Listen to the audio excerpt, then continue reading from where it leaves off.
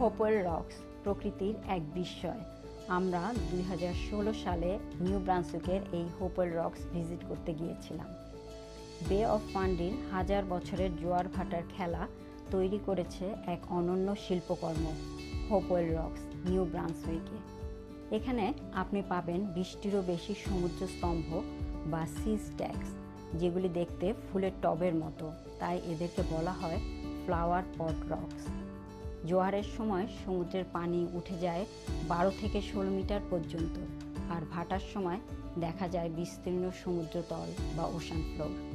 ভাটার সময় আপনি হেঁটে ঘুরে দেখতে পারবেন রহস্যময় শিলাস্তম্ভগুলো একেবারে কাছ থেকে নিজ হাতে ছুঁয়ে।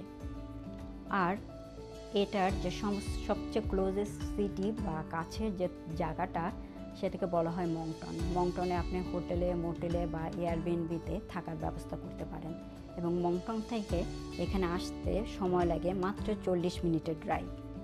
এটা ভ্রমণের সেরা সময় হচ্ছে ভাটা নামার 3 ঘন্টা আগে থেকে ভাটা নামার পর 3 ঘন্টা পর্যন্ত। এই সময় সমুদ্রতল বা ওশান ফ্লোর সমস্ত ভিজিটরদের জন্য উন্মুক্ত থাকে এবং সবাই সেখানে তখন হাঁটার সুযোগ পায়। এখানে সাঁতার কাটা সম্পূর্ণভাবে নিষিদ্ধ।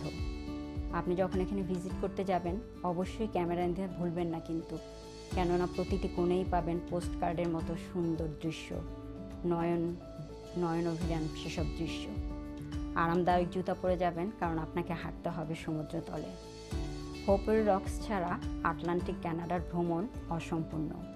আপনার ভ্রমণ তালিকায় তাই আজই যোগ করুন এই অনন্য প্রকৃতির বিস্ময়।